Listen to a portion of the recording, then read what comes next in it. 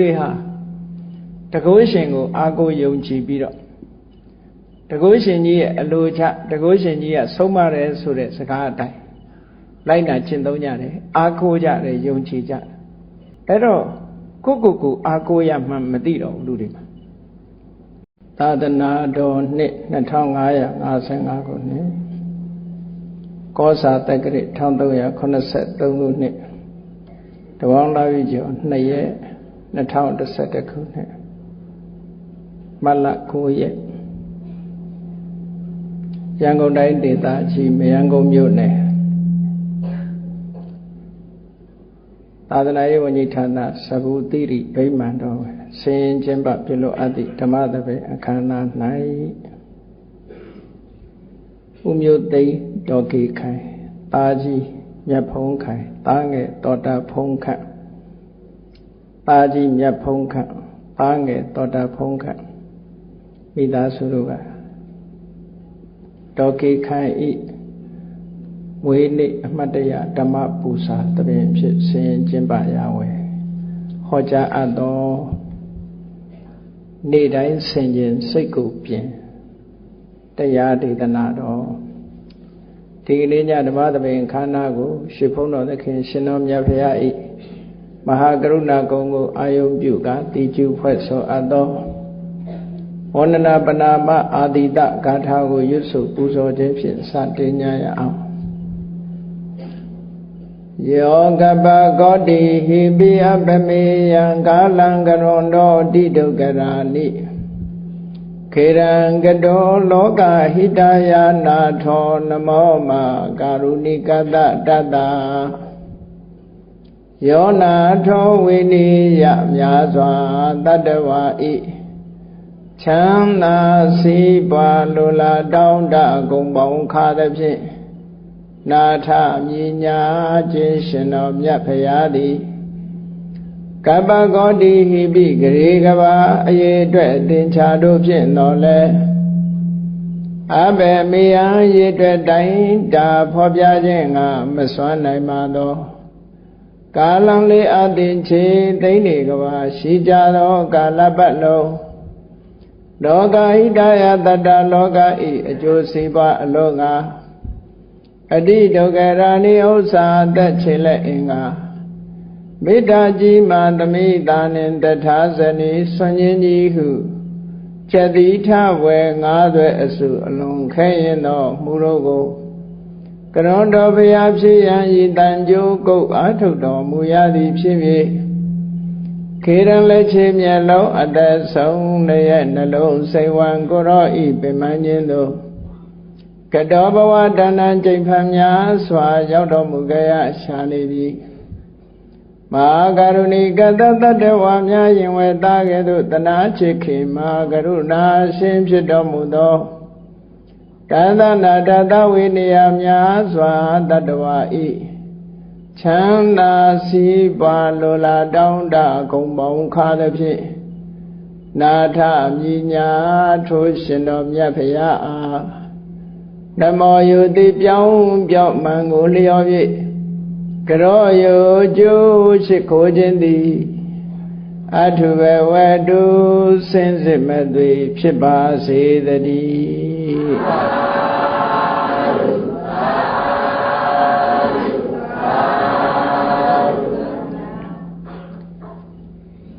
နေ့တိုင်းဆင်ရင်စိတ်ကိုပြင်းလို့ဗုဒ္ဓရဲ့အဆုံးအမဩဝါဒအတိုင်းဘုန်းကြီးတွေနာယူမှတ်သားပြီးတော့ကိုယ်ဘဝမှာကောင်းကျိုးချမ်းသာတွေရဖို့ဆင်းရဲဒုက္ခတွေကလွတ်မြောက်ဖို့လို့နေ့စဉ်မှာဘာလုပ်သင့်တယ်လဲဘာလုပ်ရမလဲလို့ကောင်းကျိုးချမ်းသာလိုလားတဲ့ပုဂ္ဂိုလ်တိုင်းစဉ်းစားမိကြမှာပဲတွေးတောမိကြမှာပဲတခြားဘာသာဝင်တွေနဲ့တခြားဘာသာရဲ့အဆုံးအမတွေနဲ့မတူဘုရားမြတ်စွာရဲ့အဆုံးအမက mind center religion လို့ပြောလူတွေရဲ့အသိစိတ်ကိုဗဟိုပြုပြီးတော့ ကောင်းအောင်လုပ်တဲ့ဒီစနစ်တစ်ခုပြီဘုရားဘာသာလွဲလို့ကျန်တဲ့ဘာသာဝင်တွေရဲ့အဆုံးအမကတော့ဘယ်ဟာကိုဘိုလ်ပြုလို့ဆို God Center Religion လို့ခေါ်တယ်သူတို့တကုရှင်သာဝရဘုရားကိုဘိုလ်ပြုပြီးတော့ဆုံးမဩဝါဒပေးတာဘာပဲဖြစ်ဖြစ်ဘယ်အရာကိုပဲဗဟိုပြုပြီးတော့ကောင်းအောင်လုပ်နိုင်တယ်ဆိုလို့ရှိရင်တော့ကောင်းတာပဲကောင်းကျိုးချမ်းသာရမှာပဲကောင်းတဲ့အကျင့်မှန်သမျှကောင်းကျိုးချမ်းသာရနိုင်တယ်ကောင်းအောင်လုပ်တဲ့အကျင့်ဆိုတာဟာလောကလူသားတွေမှာတဘာဝအတိုင်းရှိနေတဲ့အကျင့်တရားမျှတာဖြစ်တယ်ပေါ့ဆိုလိုတာကအပြစ်ကင်းပြီးတော့ကောင်းကျိုးချမ်းသာကိုဖြစ်ပေါ်စေနိုင်တယ်ဆိုတာလူသားတွေမှာတဘာဝအားဖြင့်ရှိပြီးသားဖြစ်တယ်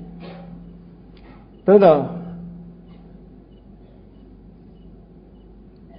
အပြစ်ကင်းပြီးတော့ကောင်းကျိုးချမ်းသာရစေနိုင်တဲ့တဘာဝတရားဟာဘယ်ဟာလဲလို့ဆိုမသိနိုင်ကြဘူး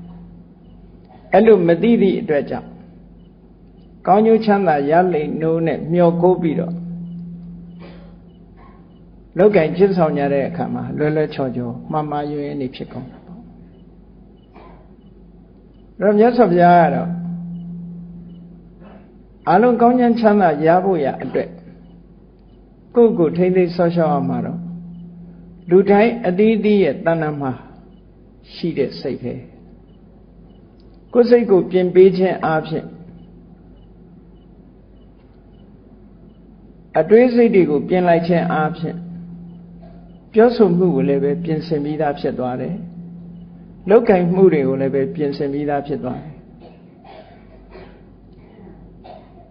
အခြေခံဖြစ်တဲ့စိတ်ထားကမကောင်းဘူးဆိုလို့ရှိရင်ပြောသမျှစကားလုပ်သမျှအလုပ်တွေဟာအကောင်းဖြစ်လာဖို့မရှိနိုင်ဘူး။ဘာဖြစ်လို့တော့ဆိုတော့မကောင်းတဲ့စိတ်ကမြစ်ဖြားခံလာတဲ့အရာဟာမကောင်းတာပဲဖြစ်မှာပေါ့။ကောင်းတဲ့စိတ်ကိုမြစ်ဖြားခံလာပြီးတော့ကောင်းတဲ့စိတ်ကနေမြစ်ဖြားခံလာတဲ့ပြောတဲ့စကားလုပ်တဲ့အလုပ်တွေဟာကောင်းတဲ့အရာတွေဖြစ်တယ်ပေါ့။အပြစ်ကင်းတဲ့ပေါ့။ဆိုလိုတာကအပြစ်ကင်းတဲ့စိတ်နဲ့တွေးမှအပြစ်ကင်းတဲ့စိတ်ကိုအခြေခံပြီးတော့ပြောမှကောင်းတဲ့စကားဖြစ်တယ်အပြစ်ကင်းတဲ့စိတ်ကနေပြီးတော့ဖြစ်ပေါ်လာလို့ပြုမှုလှုပ်ရှားတဲ့အပြုမှုကာယကံသာအပြစ်ကင်းတာဖြစ်နိုင်တယ်ပေါ့အပြစ်မကင်းတဲ့စိတ်ကိုအခြေခံပြီးတော့ဖြစ်ပေါ်လာတဲ့ပြောတဲ့စကားလုပ်တဲ့အလုပ်ဟာဘယ်တော့မှအပြစ်ကင်းတယ်ဆိုတာမဖြစ်နိုင်မူရင်းကမှအပြစ်မကင်းတာဘယ်လိုလုပ်အပြစ်ကင်းမလဲပေါ့နော်အပြစ်ရှိတဲ့စိတ်ကနေဖြစ်ပေါ်လာတဲ့ပြောစကားတို့လှုပ်ရှားမှုတွေတို့ဆိုတာအပြစ်ရှိတာတွေပဲဖြစ်လာအေးဒါကြောင့်မို့လို့ဘုရားဘာသာမြတ်စွာဘုရားရဲ့အဆုံးအမဆိုတာတကယ်တော့လူတွေကိုးကွယ်ရတဲ့ဘာသာတရားမျိုးမဟုတ်ဘူးကဘာဥကာလကစပြီးတော့လူတွေဟာတကုရှင်ကိုအာကိုယုံကြည်ပြီးတော့တကုရှင်ကြီးရဲ့အလိုချတကုရှင်ကြီးကဆုံးမတယ်ဆိုတဲ့စကားအတိုင်းလိုက်နာကျင့်သုံးကြတယ်အာကိုကြတယ်ယုံကြည်ကြတယ်အဲ့တော့ကိုအာကိုရမှမသိတော့ဘူးလူတွေမှာဘယ်အရာပဲဖြစ်သမျှအရာတွေဟာဘုရားသခင်ရဲ့အလိုတော်ချလို့ဆိုတဲ့စကားလုံးအရာအလုံးဟာတို့ကိုဖန်ဆင်းထားတဲ့ဘုရားသခင်ရဲ့ဖန်ဆင်းချက်အတိုင်းတို့တွေဟာသွားနေကြရတာလို့အားပြောတဲ့စိတ်ဓာတ်နော်အရှုံးပေးတဲ့စိတ်ဓာတ်တွေနဲ့ဘဝခရီးကိုရှောင်လန်းနေကြရတာမြတ်စွာဘုရားပွင့်လာတဲ့အခါကျတော့မဟုတ်ဘူးအားလုံးအခြေခံကောင်းကျိုးချမ်းသာရစေနိုင်တဲ့အကြောင်းတရားတွေဟာအတိသောပုဂ္ဂိုလ်တွေရဲ့တဏ္ဍာမှာရှိတယ်ထိုပုဂ္ဂိုလ်အသီးသီးရဲ့အရေးကြီးဆုံးဟာဘာလဲလို့ဆိုစိတ်ပဲဒါကြောင့်မို့လို့ mind center religion လို့လည်းဒီလိုပြောကြတယ် mind center religion လို့ စိတ်ကိုအဓိကထားပြီးတော့မြတ်စွာဘုရားရဲ့တရားတော်တွေမှာဟောတာဖြစ်တော့တချို့ကမြတ်စွာဘုရားရဲ့တရားကို idealism လို့ပြောဆိုကြတယ်သို့တော့ idealism ရဲ့အဓိပ္ပာယ်ကစိတ်တန်အရှိတရားရုပ်ဆိုတာစိတ်ကြောင့်ဖြစ်လာတဲ့အရာသာဖြစ်တယ်ရုပ်ကအရှိတရားမဟုတ်ဘူးစိတ်တန်အရှိတရားလို့ပြောမှ idealism မြတ်စွာဘုရားကစိတ်လည်းရှိတယ်ရုပ်လည်းရှိတယ်သို့တော့ဥဆောင်နေတာဟာစိတ်ကဥဆောင်နေတာလို့ဒီလိုဆိုလိုတာနဲ့ idealism မဖြစ်ဘူးပေါ့တချို့ဆန့်ကျင်မဲ့အယူဝါဒ idealism ရဲ့ဆန့်ကျင်မဲ့အယူဝါဒကတော့ materialism လို့ခေါ်တယ်ရုပ်တန်အရှိတရားစိတ်ဆိုတာရုပ်ကနေဖန်တဲတဲ့အရာတစ်ခုသာဖြစ်တယ်အဲ့ဒါလည်းပဲဒီဟာလည်းပဲမြတ်စွာဘုရားကရုပ်တန်အရှိဆိုတာကိုလည်းလက်မခံစိတ်နဲ့ရုပ်နှစ်ခုပေါင်းစပ်ပြီးဆိုပါစို့ရုပ်နဲ့နာမ်နှစ်ခုပေါင်းစပ်လိုက်တဲ့အခါမှာလူတွေရဲ့တဏ္ဍာမှာလှုပ်ရှားမှုတွေပြောဆိုမှုတွေပြုလုပ်မှုတွေဖြစ်လာစိတ်တတ္တရုပ်တတ္တခွဲခြားထားလိုက်လို့ရှိရင်နှစ်ခုစလုံးဟာဘာစွမ်းအားမှထွက်မလာဥပမာပေးထားတာဘာဥပမာပေးထားတော့ဆိုရင်မြန်မာတွေရဲ့ tradition အရအသုံးပြုနေကြတဲ့ရုပ်သေးရုပ် puppet ဆိုရုပ်သေးရုပ်အဲ့ဒီရုပ်သေးရုပ်ဟာကျိုးလှုပ်မှလှုပ်လို့ရတယ်ကျိုးကမလှုပ်ရင်လှုပ်လို့မရကျိုးနဲ့ချီထားတာအဲ့တော့အခုခေတ်တော့ battery စွမ်းအားနဲ့လှုပ်တဲ့ရုပ်သေးရုပ်တွေလည်းရှိတာပေါ့နော်အဲ့တော့ကျိုးနဲ့တစ်သားရုပ်နဲ့နှစ်ခုတွဲဆက်ပြီးကျိုးကိုလှုပ်ပေးတဲ့ပုဂ္ဂိုလ်ရှိပါသူကကတယ်အမူအရာမျိုးမျိုးလုပ်ပြတယ်ဆိုတာဖြစ်လာအဲ့ဒီဥပမာတိုင်းပဲလူတွေမှာစကားပြောတယ်ရည်တယ်ငိုတယ်ဆိုတာတွေဟာစိတ်ဆိုတဲ့ကြိုးကလှုပ်မှရည်တယ်ငိုတယ်ကတယ်ပြောကြတယ်ဆိုကြတယ်ဆိုတာဖြစ်လာအကယ်၍စိတ်မရှိတော့ဘူးစိတ်ကင်းမဲ့သွားပြီဆိုရင်ကြည့်လေ dead body ကြီးကြတော့စိတ်မှမရှိတော့ထားတဲ့အတိုင်းပဲလှုပ်မှမလှုပ်နိုင်ဘူးရုပ်နဲ့စိတ်ကိုရုပ်နဲ့နာမ်ကို separate လုပ်ပလိုက်တာနဲ့တပြိုင်နက်စွမ်းအားတွေတခုမှမရှိတော့နှစ်ခုပေါင်းမှစွမ်းအားဒါကိုပဲဝိတ္တုဒ္ဓိဘက်မှာရှင်းရှင်းလေးနာမရူပပရိစ္ဆေဒဒိဋ္ဌိဝိတ္တုဒ္ဓိအခန်းမှာရူပံနိဋ္ဌိသံရုပ်ဟာဘာပါဝါမှမရှိဘူးတဲ့နာမနိဋ္ဌိသံနန္တရားဟာလည်းဘာပါဝါမှမရှိဘူးတဲ့ရုပ်နဲ့နာမ်နှစ်ခုပေါင်းစပ်မှစွမ်းအားဖြစ်တာဒါအမြဲတမ်းလက်တွေ့နဲ့လည်းကြားတယ်နော်လက်တွေ့နဲ့လည်းကြားဒါကြောင့်မို့လို့ရုပ်နဲ့နာမ်နှစ်မျိုးရှိတဲ့ထဲမှာရုပ်ကိုဘလောက်ပဲပြင်းစိတ်မပြင်းသေးသမျှကာလပတ်လုံးကောင်းကျိုးချမ်းသာရဖို့မဖြစ်ဘူးတဲ့ဘာဖြစ်လို့လဲဆိုတော့ရုပ်ကြီးဆိုတာစဉ်းစားကြည့်ရုပ်ဆိုတာမြတ်စွာဘုရားကရုပ်ခန္ဓာကိုယ်ကြီးကိုဘယ်လိုသရုပ်ဖော်ထားတယ်ဆိုတော့အယံကာယောရူပိဒီခန္ဓာကိုယ်ကြီးဟာပုံတံကြီးနဲ့လာတယ်စာတုမဟာပုတ္တိကောပထဝီအာဘောတေဇောဝါယောဆိုတဲ့ဓာတ်ကြီးလေးပါးနဲ့တိဆောက်ထားတယ်ဟုတ်တယ်ခန္ဓာကိုယ်မှာကြည့်လိုက်လို့ရှင်အတုံးအခဲအမာဓာတ်တွေကတစုရေတွေကတစုအရည်တွေကတစုနော်အပူအေးကတစုလှုပ်ရှားနေတဲ့ဝါယောတွေကတစုခန္ဓာကိုယ်ထဲမှာထုတ်ကြည့်လိုက်လို့ရှင်ဒါပဂတိတမ္မန်နဲ့ပဲခြိအောင်တော့ပထဝီအာဘောတေဇောဆိုတဲ့ပထဝီအာဘောတေဇောဝါယောဆိုတဲ့ဓာတ်ကြီး၄ပါးနဲ့အခြေခံပြီးတော့တိဆောက်ထားတာတဲ့ခန္ဓာကိုယ်ကြီးဟာမာတာပိဋိကတမ္မောမိဘနှစ်ပါးရဲ့ span နဲ့ oban ဒီနှစ်ခုပေါင်းစပ်ပြီးတော့တတိတိရတာနော် span နဲ့ oban အဲ့ဒီနှစ်ခုပေါင်းစပ်ပြီးတော့တတိတိတာမာတာပိဋိကတမ္မောလို့မြတ်စွာဘုရားအမေဟာနဲ့အဖေဟာလို့ဒီလိုဆိုလိုတာပေါ့မာတာပိဋိကဆိုတာအမေပစ္စည်းအဖေပစ္စည်းနှစ်ခုပေါင်းစပ်ထားမှအဲ့ဒီထဲမှာတတိတိလို့ရတယ်လို့ဒီလိုဆိုတာဒါလက်တွေ့လည်းဒီတိုင်းပဲလေအဲ့ဒါကိုမြတ်စွာဘုရားဟောတာမာတာပိဋိကတမ္မော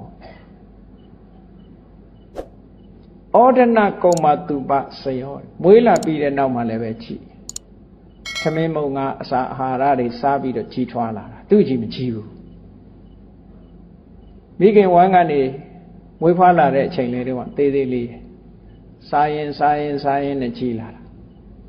အဲ့တော့ယုတ်ခန္ဓာကိုယ်ကြီးဟာဒါယုတ်ခန္ဓာကိုယ်ကြီးကိုလူတိုင်းသိတာအောင်လို့မြတ်စွာဘုရားက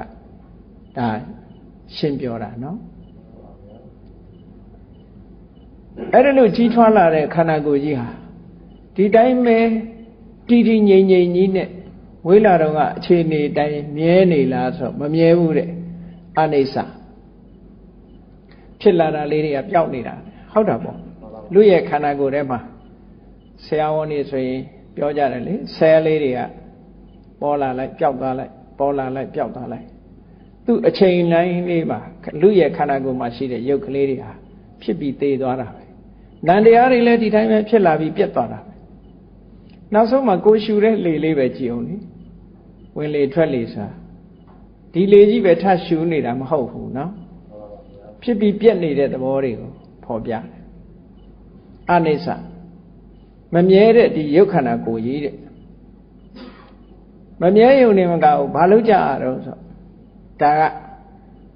ရုပ်ခန္ဓာကိုယ်ကြီးပေါ်မှာလူတွေနေ့စဉ်နဲ့လုံနေကြတာဘာလို့ကြတော့ဆို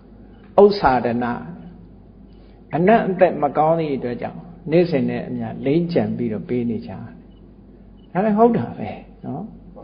နေ့စဉ်နဲ့အများရေမိုးချိုးပြီးတခုလိမ့်ကြံမလိမ့်ရင်သူ့အနံ့ဆိုးတယ်လေသူ့အနံ့ကဆိုးတယ်ဒါကြောင့်မလို့ခန္ဓာကိုယ်ကြီးကမတင့်တယ်ဘူးလို့မြတ်စွာဘုရားဟောတာသဘာဝအပြင်တင့်တယ်တဲ့အရာမဟုတ်ဘူးမတင့်တယ်လို့အမြဲတမ်းတန်ရှင်းအောင်လုပ်ပြီးတော့အနံ့အသက်တွေကို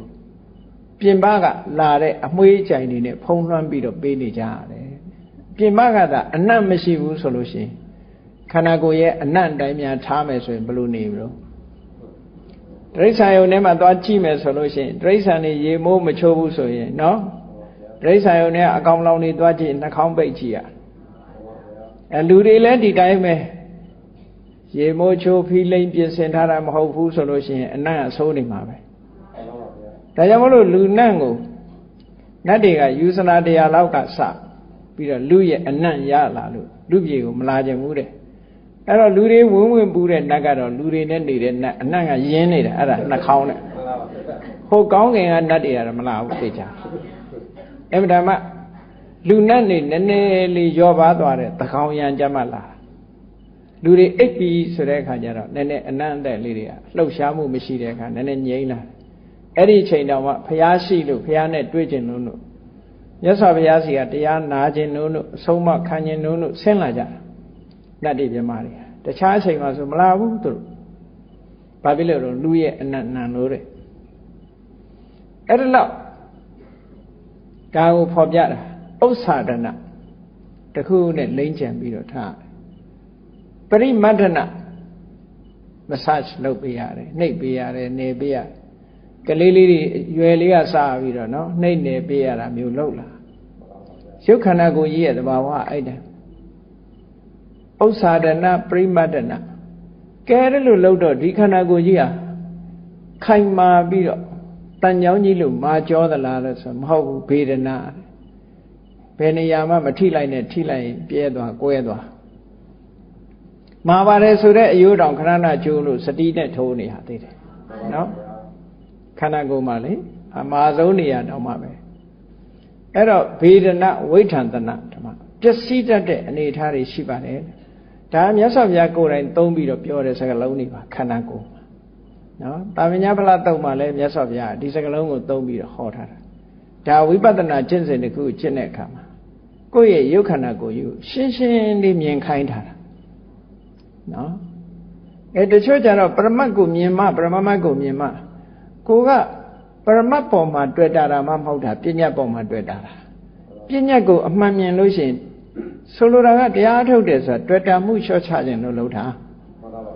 တွေ့တာမှုလျှော့ချမှတောကငြိမ်းပါလေ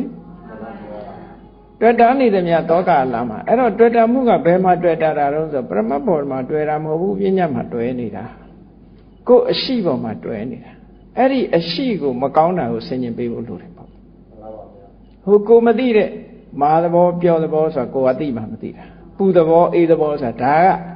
သူ့ရဲ့သဘာဝကိုသာပြောပြတာလေအဲ့တော့ဒီပညာပေါ်မှာဆင်ញင်စဉ်းစားလိုက်တာနဲ့ပဲလူတွေရဲ့အသိဉာဏ်ဟာတိုးတက်လာပြီနောက်ကြတော့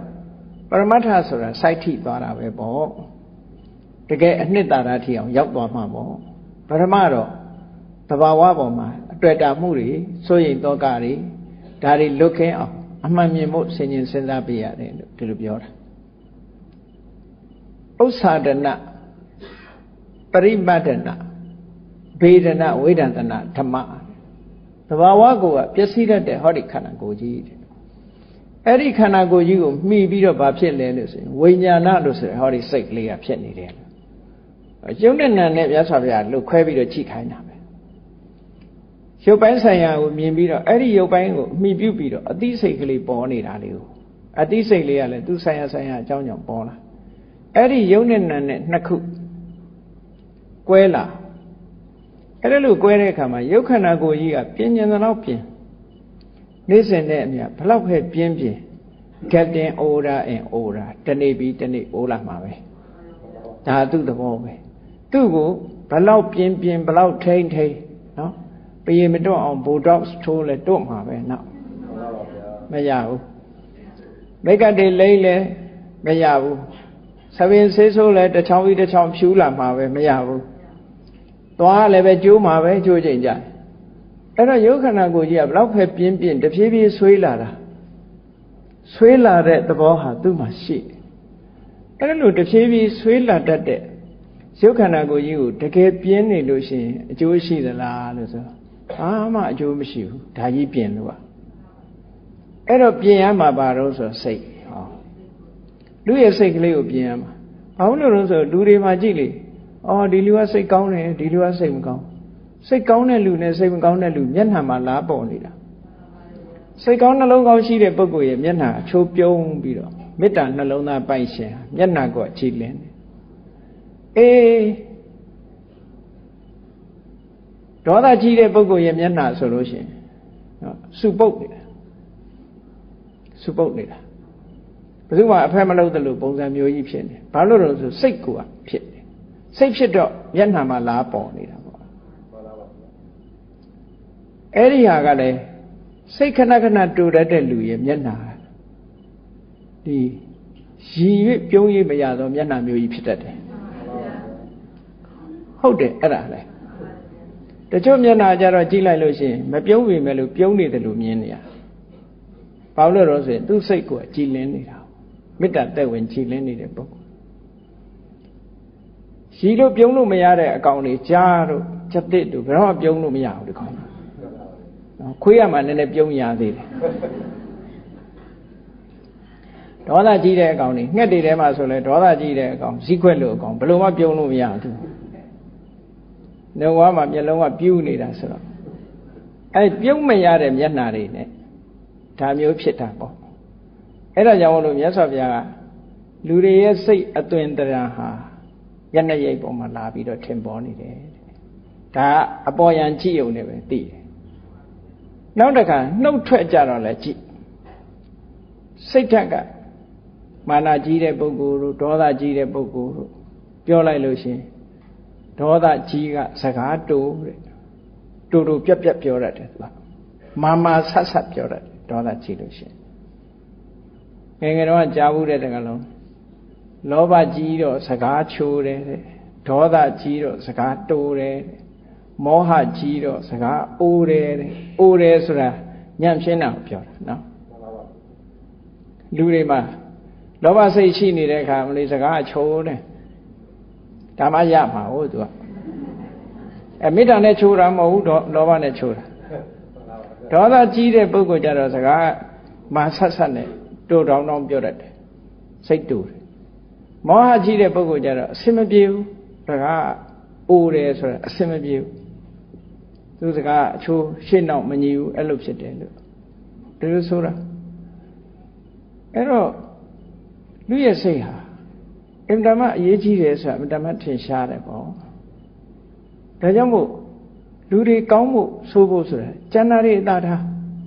နောက်ဘဝတွေအတားထားခဏလက်ရှိဘဝဆက်ဆံရေးမှာပဲကြည့်ဘာအရေးကြီးဆုံးတော့ကိုယ့်အကိုအရေးကြီးဆုံးရှာစိတ်ဟာအရေးကြီးဆုံးပဲလူချင်းဆက်ဆံတဲ့အခါမှာလည်းပဲစိတ်နေသဘောထားအရေးကြီးဆုံးပဲဒါကြောင့်မို့စိတ်အရေးကြီးဆုံးလို့မြတ်စွာဘုရားဟောတာအမြဲတမ်းမှန်ကန်တယ်လို့ပြောအဲ့ဒါကြောင့်မို့လို့စိတ်ဟာအရေးကြီးလို့ဘုရားဟာဟောထားတဲ့တရားနဲ့လိုက်လျောညီထွေရှိအောင်နေ့တိုင်းဆင်ခြင်စိတ်ကိုပြင်ကိုယ်စိတ်လေးကိုပြင်ပေးပါဆင်ခြင်ရမယ်မဆင်ခြင်ရင်မသိဘူးမြတ်စွာဘုရားကဟောထားတာရှိတယ်ပစ္စဝက္ခဏဘဟုပကာရာကုသလေတုဓမ္မိတုစကားလုံးကတော့ contemplation လို့ဆိုတာပစ္စဝက္ခဏဆိုတာ contemplation စဉ်းစားဆင်ခြင်မှုသည်ကုသိုလ်ကောင်းမှုနဲ့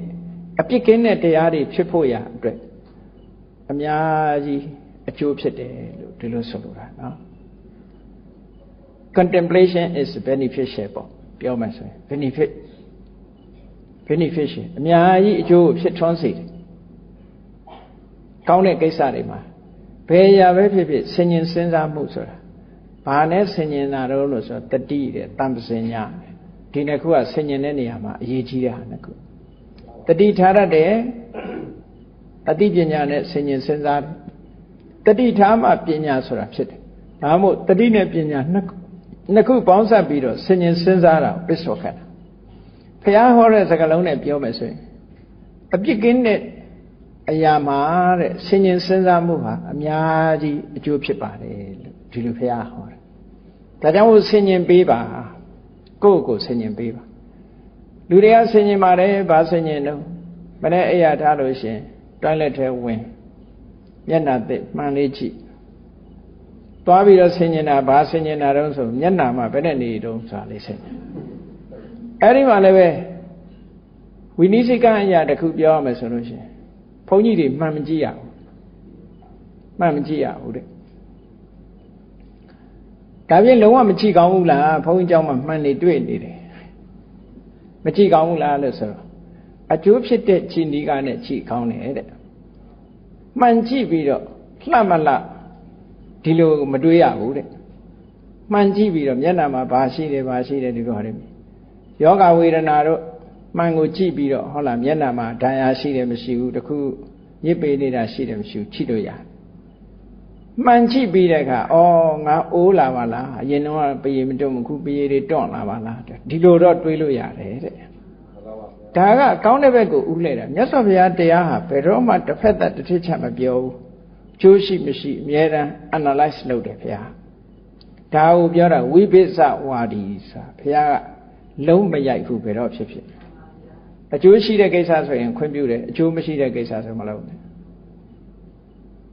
မှန်ကြည့်ပြီးတော့ကိုယ့်ကိုယ်ตายရတယ်ဆိုတာမလုပ်သင့်ဘူးဘာဖြစ်လို့လောဘတိုးလို့မှန်ကြည့်ပြီးတော့ဩငါအိုးလာပါလားရတယ်အဲ့လိုနည်းနဲ့ကြည့်လို့ရတယ်သွားမှာတစ်ခုဖြစ်နေလို့ကြည့်ရင်ရတယ်နော်ယောဂဝေဒနာနဲ့ပတ်သက်ပြီးတော့ကြည့်လို့ရတယ်ဒါမို့လို့ဝိနည်းစိကံမှာအနာပတ္တိဘိက္ခွေအာဘာဒပစ္စယတဲ့ အနာယောဂဆိုတဲ့အကြောင်းနဲ့ဆိုရင်မှန်ကြည့်ကောင်းတယ်လို့ဒီလိုဆိုတာဒါမို့ဘုန်းကြီးเจ้าမှာမှန်နေရှိနေတာနော်ဟိုဘိတ်ကလိမ့်ဖို့တော့မကြည့်ရဘူးလို့ဒီလိုပြောတာတဏှာလိမ့်ဖို့တော့မကြည့်ရဘူးဘာလို့ဆိုလောဘဖြစ်စေတာဟုတ်သူကအဲ့တော့မြတ်စွာဘုရားကအမြဲတမ်းခွဲခြားတယ်အကုသိုလ်ဘုရားရဲ့တရားတော်မှာအနှစ်ချုပ်ကိုပြောသမှာလို့ဆိုလို့ရှိရင်အကုသိုလ်မှန်သမျှမဖြစ်စေဖို့ကုသိုလ်မှန်သမျှဖြစ်အောင်လုပ်ဖို့ဒါဘုရားရဲ့အနှစ်ချုပ်တရားပဲဒါကြောင့်မလို့သုတ်တန်တစ်ခုမှာမြတ်စွာဘုရားငါမှာတရားနှစ်ခုရှိတယ်တဲ့နံပါတ်1ကဘာတော့အကုသိုလ်မှန်သမျှရှောင်ညာဆိုတာဒါဘုရားဟောတဲ့တရားတစ်ခုကုသိုလ်မှန်သမျှမိမိတဏ္ဍာမှာပြည့်စုံအောင်လုပ်ကြဆိုတာဒါဒုတိယဟောတဲ့တရားဒါအဓိကပဲမြတ်စွာဘုရားရဲ့သွန်သင်ချက်တွေဟာဒီထဲမှာအကုန်အကျုံးဝင်တယ်ဘုရားရဲ့တရားတော်တွေပိဋကတ်သုံးပုံဘလောက်ပဲဟောထားတာဒီထဲမှာအကုန်အကျုံးဝင်တယ်လို့ဒီလိုဆိုလိုတယ်နော်အေးဒါကြောင့်မို့မြတ်စွာဘုရားကုသိုလ်ကောင်းမှုတွေရဖို့အတွက်ပြည့်ကင်းတဲ့တရားတွေဖြစ်ဖို့ဆင်ញင်သုံးသပ်မှု contemplation ဟာတိတ်ပြီးတော့အရေးပါတယ်တဲ့ဒါကြောင့်မို့ဆင်ញင်သုံးသပ်ပေးပါ ဘာကိုဆင်ញင်သုံးသပ်ပေးရမှာတော့ဆိုကုသိုလ်ကိုယ်စိတ်ကိုဆင်ញင်သုံးသပ်ပေးပါကဲမြတ်စွာဘုရားဟောတဲ့သုတ်တန်နေတဲ့ပဲသစိတ်တဆိုတဲ့သုတ်ရှိတယ်အင်္ဂုတ္တရနိကေမှာပါသစိတ်တဆိုတဲ့အဓိပ္ပာယ်ကဘာတော့ကိုယ်စိတ်သစိတ်တဆိုတဲ့စကားလုံးလေးကိုဘာသာပြန်လို့ရှိရင်ကိုယ်စိတ်လူတိုင်းဟာကိုယ်စိတ်ကိုဆင်ញင်ရမယ်အဲ့ဒီမှာမြတ်စွာဘုရားရဲ့မူရင်းစကားလုံးလေးတစ်ခုပြောမယ်ပါဠိလိုမြတ်စွာဘုရားဟောထားတာဆိုတော့အဲ့တော့ပါဠိလေးနဲ့အရင်ပြောမယ်ဆိုလို့ရှိရင်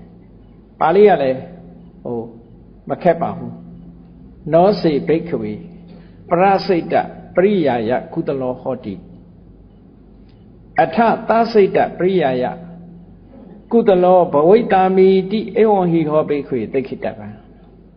ဒါမြတ်စွာဘုရားကတိုက်တွန်းချက်စကားလေးတစ်ခုယဟန်တို့ဒီတိုင်းလိုက်နာကြတဲ့နော်ဘယ်လိုလိုက်နာရမှာလဲဆိုမင်းတို့သူများစိတ်နဲ့ပတ်သက်ပြီးတော့မကျွမ်းကျင်မလိမ္မာဘူးဆိုရင်ရှိပါစေဆိုလိုတာကသူများစိတ်ကိုမသိချင်နေပါစေထားလိုက်ပါဘယ်လူကတော့စိတ်ပုတ်တယ်ဘယ်လူကတော့စိတ်ယုတ်တယ်မလုပ်နဲ့သူများစိတ်မသိချင်တယ်နော်သူများစိတ်မသိချင်နေပါစေ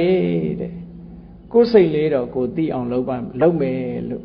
ကြိုးစားကြပါလို့မြတ်စွာဘုရားဒီလိုတိုက်တွန်းတာဒါကိုပြောတာနေ့တိုင်းဆင်ခြင်စိတ်ကိုပြင်ဆိုတာကိုယ့်ကိုဆင်ခြင်ခိုင်းတာမြတ်စွာဘုရားသူများစိတ်မသိချင်နေပါစေတဲ့သစိတ်တပရိယာယကုသလကိုယ်စိတ်ဘာတွေဖြစ်နေတယ်ဆိုတာနဲ့ပတ်သက်တော့လိမ္မာကျွမ်းကျင်အောင်လုပ်ကြပါဒါဟာမြတ်စွာဘုရားရဲ့တရားတော်တွေဟာ mind center religion mind center teaching လို့ခေါ်တယ် mind center teaching စိတ်ကိုဗဟုပြုပြီးတော့ဆုံးမဩဝါဒပေးတာအဲ့တော့အပြင်မကိုအားကိုးရမှာမဟုတ်ဘူးအပြင်မကိုမျောနေစရာလည်းမလိုလောကလူတွေကအတွင်းအားတွေပေါ်မှာမေ့ထားပြီးတော့အပြင်အားတွေပဲမျောနေကြတာများတယ်ပေါ့အပြင်ကိုပဲအားကိုးကြတာများတယ်ပေါ့ဒါကြောင့်မို့ကိုယ့်ကိုယ်အားကိုးရမယ်ဆိုတာမြတ်စွာဘုရားအတွင်းနဲ့ဟောတာနော်ကိုယ့်ကိုယ်အားကိုးတယ်ဆိုတာကိုယ်မှာဘာတွေလုပ်เสียရှိတယ်လဲကိုလုပ်ရမယ့်ဟာကိုနဲ့အဓိက internal external နှစ်ခု external ဆိုတာကိုယ့်ကိုအကျိုးမဖြစ်ဘူးအကျိုးမသက်ရောက်ဘူးဒီလိုဆိုလိုတာမဟုတ်ဘူး external ကလည်းကိုယ်ဥပမာယာတိဥရုကလည်းကိုယ့်ပေါ်မှာအကျိုးသက်ရောက်မှုမရှိဘူးမဟုတ်ရှိပြင်ဘက်ကစားရမယ့်အစာအာဟာရတွေကလည်းကိုယ်အကျိုးမသက်ရောက်ဘူးလို့ဒီလိုပြောတာမဟုတ်အဲ့ဒီအကျိုးသက်ရောက်မှုတွေတဲ့အစပေါင်းများစွာအရေးကြီးတဲ့အကျိုးသက်ရောက်မှုကတော့ internet ပဲကိုယ်အတွင်းကပို့ပြီးအရေးကြီးတယ်ဒီလိုဆိုလိုတာနော်အဲ့တော့ကိုယ်အတွင်းဆိုတာကိုယ့်ရဲ့စိတ်ကလေးဒါမို့ဘုရားရဲ့အဆုံးအမဩဝါဒယဟန်တို့သူများစိတ်နဲ့ပတ်သက်ပြီးတော့မကျွမ်းကျင်နေပါစေသူများစိတ်ဖြစ်တာတွေနဲ့ပတ်သက်ပြီးမသိကျင်နေပါစေကိုယ်စိတ်လေးနဲ့ပတ်သက်ပြီးတော့ကိုယ်စိတ်မှာဘာတွေဖြစ်နေတယ်ဆိုတာတော့သိအောင်လုပ်ကြဒါကဒီသစိတ်တတုတ်ရဲ့အနှစ်ချုပ်ဆုံးမတာဒီစကားလေးနဲ့ဆုံးမလိုက်ပြီးတော့မြတ်စွာဘုရားကရှင်းပြတယ်ကိုယ်စိတ်လေးနဲ့ပတ်သက်လာတဲ့အခါမှာဆင်ញင်သုံးသပ်ကြည့်ပါတဲ့ဆင်ញင်သုံးသပ်မှုဟာအမှန်တမ်းအရေးပါပါတယ်ဆိုတာကိုထင်ရှားအောင်ဥပမာပေးတယ်လူငယ်လူရွယ်တွေဟာတဲ့မှန်ကြည့်ပြီးတော့မျက်နှာမှာမှဲ့ရှိသလားအမာရွရှိသလားလို့ကိုယ်မျက်နှာကိုကိုကြည့်ပြီးတော့စစ်ဆေးကြတယ်လို့ကိုယ်စိတ်လေးကိုလည်းပဲဆင်ញင်သုံးသပ်ကြည့်ပါလို့ဒီလိုပြောတာနော်ကိုတချို့များမျက်နှာတင်ကြည့်တာမဟုတ်ဘူးအဝတ်ကလေးဝတ်ပြီးရင်ကိုလုံးပေါ်မှန်ကြီးနေဟိုဘက်ဆောင်းကြည့်လိုက်ဒီဘက်ဆောင်းကြည့်လိုက်ရှိသေးတယ်နော်နောက်ကနေလှည့်ကြည့်လိုက်ရှေ့ကကြည့်လိုက်နောက်ကကြည့်လိုက်ကြည့်လို့ကောင်းရလားပေါ့အဲ့လိုလောက်တာတွေတွေ့ဘူးတာပဲနော်အမျိုးစုံပဲအဲ့တော့အဲ့ဒါလို့ချိတယ်လို့ကိုယ်စိတ်လေးကိုကိုချိစမ်းပါမြတ်စွာဘုရားဆင်ញင်သုံးသပ်ချိစမ်းပါဒါဖြင့်ဆင်ញင်သုံးသပ်ရင်ဘလို့ချက်တွေနဲ့ဆင်ញင်သုံးသပ်ရမှာလဲလို့ဆိုတာကိုမြတ်စွာဘုရားကစနစ်တစ်ခုပေးတယ်ဆင်ញင်သုံးသပ်ကြည့်ဖို့ရအတွက်အချက်10မျိုးဒီသုတ္တံမှာဟောပေးထားတယ်အချက်10မျိုးဟာဒီ positive နဲ့ negative နှစ်ခုထားတော့ဟိုအားလုံး10ဖြစ်သွားတာပေါ့နော်အဲ့ဒီ10မျိုးကနံပါတ်1ဆင်ញင်စဉ်းစားရမှာပါတော့ဆိုရင်ငါစိတ်ထဲမှာတဲ့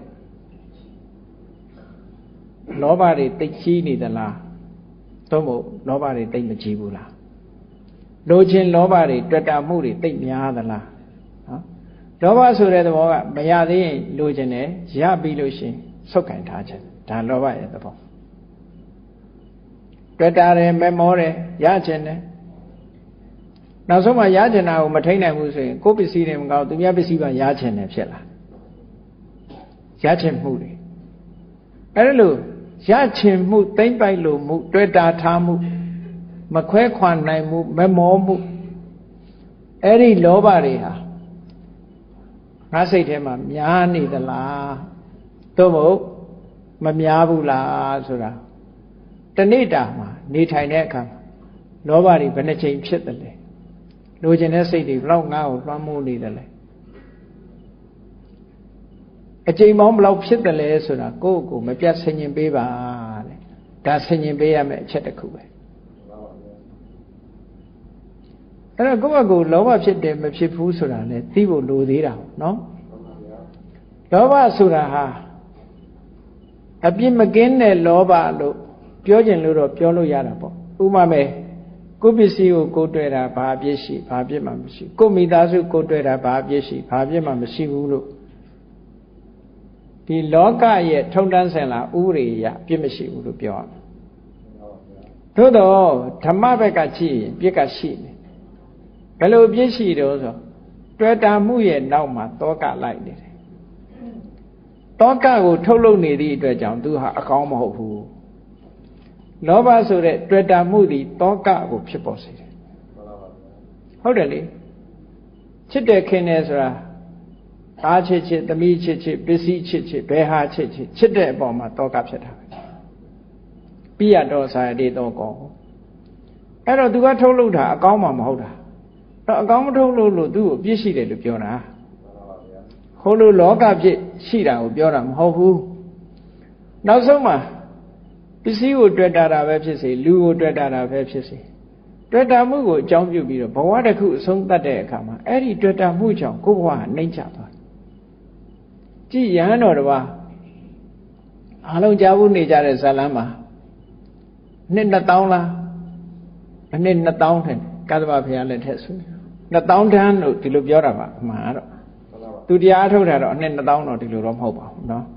2000တန်းမှာမွေးလို့2000လို့ပြောလိုက်တာယဟန်တော်တစ်ပါးဟာယဟန်ဘဝနဲ့တရားဓမ္မတွေချင့်ကြံနေလိုက်တာအသက်2000တန်းမှာသူကယဟန်ဝတ်ပြီးတော့နေခဲ့တာပေါ့နော်တေခဏီးမှာဘာဖြစ်လဲလို့ဆိုသူသိမယ်ဆိုတာလည်းမသိဘူးလေသူ့ရဲ့ညီမကနေပြီးတော့သင်္ကန်းလေးကောင်းကောင်းမွန်မွန်လုပ်ပြီးတော့ပေးထားအဲ့သင်္ကန်းလေးကိုလက်ဖြင့်ကဝတ်မယ်လို့နောက်တည့်ဝတ်ဖို့ဆိုပြီးတော့ဒီသင်္ကန်းလေးပေါ်မှာသူကတွေ့တာစိတ်ကလေးရှိတယ်ကောင်းတာကိုခါတိုင်းကအကျမ်းကြီးတွေကြီးပဲဝတ်နေရတာဒီအချောလေးလက်ဖြင့်ကကြတော့ဝတ်မယ်လို့ဆိုပြီးခောက်သိမ့်တာဒီဟာလေးပေါ်မှာစိတ်ကလေးကတွဲနေတာနော်ဒီလောဘလေးဖြစ်နေတာနော်ဒါလေးမှဝတ်မယ်ဆိုပြီးတော့ယူရထားညကြတော့မတော်တဆယောဂရပြီးတော့ပြတ်နှမှုသွားအဲ့ဒီသင်္ကန်းလေးပေါ်မှာတွေ့တာလို့အဲ့ဒီမှာသွားပြီးတန်းဖြစ်တယ်ဆိုတာရှိတယ်လေမှန်ပါပါဗျာဒါတွေ့တာမှုကကြည့်တွေ့တာမှုကနေဆွဲချသွားတာအကောင်းမှမဖြစ်တာအဲ့ဒါကြောင့်မို့အပြစ်ရှိတယ်လို့ပြောတာမှန်ပါပါဗျာအေးလူရပြောလိုက်မယ်ကိုမိသားစုကိုချစ်တာဘာအပြစ်ရှိကိုပစ္စည်းကိုချစ်တာဘာအပြစ်ရှိတုံးလို့ပြောမယ်ဒီလိုအပြစ်မျိုးဖြစ်တာကိုပြောတာဘဝကနှိမ့်ကျသွားတယ်တကယ်ကတော့နတ်ပြည်ဖြစ်ရမယ်ဘာဖြစ်လို့အဲ့ဒီဖြစ်သွားတာတုံးဆိုနောက်ဆုံးတေကံဤထီအောင်ဒီသင်္ကန်းလေးဝတ်ဖို့ရလေးဟာသူဝတ်မယ်ဆိုစိတ်ကလေးကဆွဲလန်းပြီးတော့နောက်ဆုံးတေကံဤထီဒီအစွဲလေးကလွှမ်းမိုးနေတာလေမှန်ပါဗျာလွှမ်းမိုးနေတဲ့အချိန်မှာအဖြူတလဲအမဲတလဲလားနေတဲ့အချိန်မှာအဖြူလိုင်းကြီးစိုးနေတဲ့အချိန်လေးမှာတေသွားလို့တန်းဖြစ်တယ်သိမကြပါဘူးတန်းဘဝမှာ9ရက်ပါပြီးတဲ့အခါကျတော့ တရားကျင့်လာတဲ့စွမ်းအားတွေကသူ့ကယ်လိုက်တာနတ်ပြည်ရောက်သွားတာမတော်တဆဆိုတာရှိတတ်တယ်ပေါ့နော်မတော်တဆခြေကျော်လက်ချော်ကျသွားတာပေါ့အဲ့ဒါဘယ်သူကချပြစ်တာတော့ဆိုရင်ဒီလောဘလေးကချတာလေဒါကြောင့်မို့အဲ့ဒီလိုလောဘမျိုးပစ္စည်းတစ်ခုပေါ်မှာငါတွယ်ပြီးတော့ဒီမကန်ရဲ့မသုံးဆွဲရဲ့မထိရဲ့မတို့ရဲ့ပစ္စည်းတွေများငါများရှိနေလား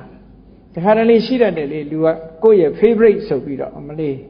နာမည်လှလှလေးပေးပြီးဒါ my favorite ဆိုပြီးတော့နော်မကန်ရဲ့ဘူးမသုံးရဲ့ဘူးအလှကြည့်တယ်အဲ့ဒီ favorite လေးကိုတတိထား favorite မှာအိမ်မြောင်သွားဖြစ်နေခက်တယ်အနန္တလာရင်တက်နဲ့ရန်ထောင်တော့မှာအိမ်မြောင်ဖြစ်ရင်အဲ့ဒါမျိုးနော်အဲ့ဒါလို့ဖြစ်တတ်တယ်အဲ့ဒီဟာဘယ်သူကြောင့်လို့ဆိုဒီလောဘကြောင့်ဖြစ်တာလို့ဆိုအဲ့တော့လောဘဟာဘယ်ဟာပေါ်မှာတွေ့တာလဲဆိုတော့တွေ့တာမှုတွေမထားသင့်ဘူးအသုံးပြုမှုနဲ့တွေ့တာမှုကတခြားစီလေသုံးဖို့အတွက်တော့ထားတွေ့ဖို့အတွက်မထားနဲ့သုံးရမယ်ဘယ်ပစ္စည်းပဲဖြစ်ဖြစ်အေးမပြက်ခင်ငါသုံးမယ်ဒီလိုပဲသဘောထားကားတွေဘာတွေလဲသွားမတွေ့နဲ့ကားထဲမှာတော့ကြအိမ်မြောင်ဖြစ်နေမယ်တက်နဲ့နော်အဲ့တော့ဒီဟာလဲမဖြစ်ဘူးမပြောနိုင်ဘူးနော်မဖြစ်ဘူးမပြောနိုင်ဘူးအဲ့ဒါကြောင့်မို့လို့ဘယ်ပစ္စည်းကိုမှတွေ့တာမျိုးမရှိပဲနဲ့အားလုံးဟာ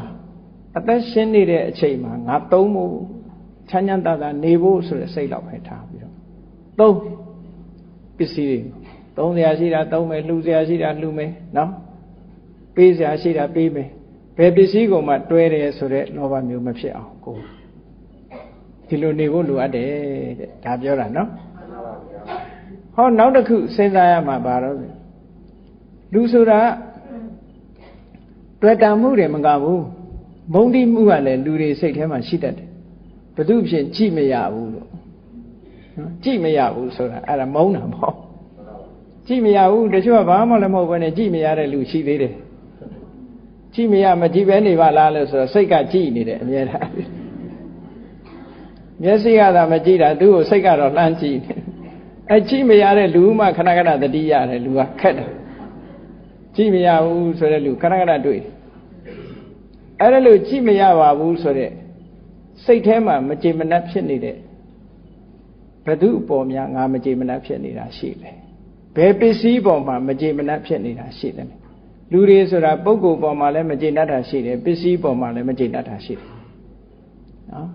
တစ်ပင်တောင်မှဒီတစ်ပင်ကြီးရှုပ်တယ်ဆိုခုတ်ပြစ်သေးတာလေအဲ့တော့မကြေမနပ်အတုံးကြောင်ခုတ်တာမဟုတ်ဘူးတချို့ကမကြေနပ်လို့ခုတ်တာအဲ့ဒါလို့မကြေနပ်မှုများငါမှရှိသလားမရှိဘူးလားစဉ်းစားဆင်ခြင်ပေးပါတဲ့ဒီလိုဆိုလို့တယ်ဒါလည်းသိအောင်လုပ်ဖို့လိုတယ်အေးမကြေမနပ်ဖြစ်တယ်တို့စိတ်ထဲမှာမကြေမချမ်းဖြစ်နေတယ်အကြောင်းအရာတစ်ခုပေါ်မှာတွေးလိုက်တိုင်းမကြေမချမ်းဖြစ်နေတယ်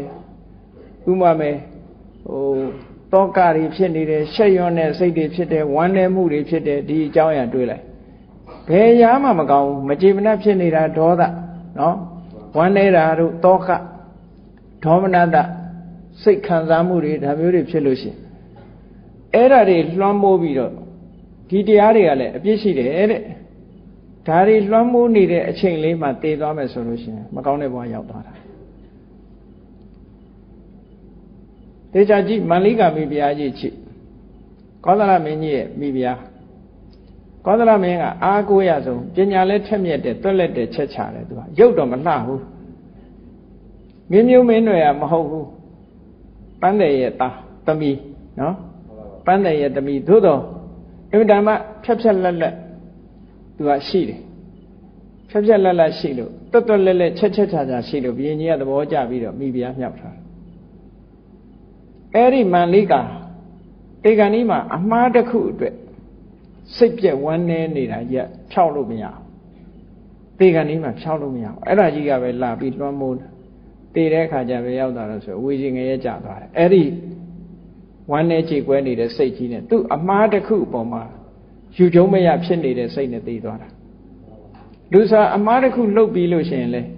ပြန်ပြီးတော့တအုံနွေးနွေးဖြစ်နေတတ်တယ်အဲ့ဒီတအုံနွေးနွေးဖြစ်နေတာလည်းမကောင်းဘူး အမားကိုအမားလို့သိပြီးတော့နောင်မမှားစေရဘူးမှားပြီးသားအတွက်ငါဘာတတ်နိုင်မှာတော့ဆိုတာဖြောက်ပြဖို့လို့တယ်ပေါ့အမှန်ကိုပဲလုပ်မယ်ဆိုတဲ့စိတ်ဓာတ်ကိုထားအမှားတစ်ခုကျွလွန်မိရင်လေဒါကိုတွေးပြီးတော့ဆွေးမနေနဲ့တော့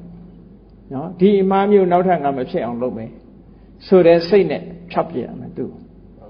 အဲ့ဒါလို့မဖြောက်နိုင်တော့ဒီစိတ်ကိုလွှမ်းမိုးနေသည့်အတွက်ကြောင့်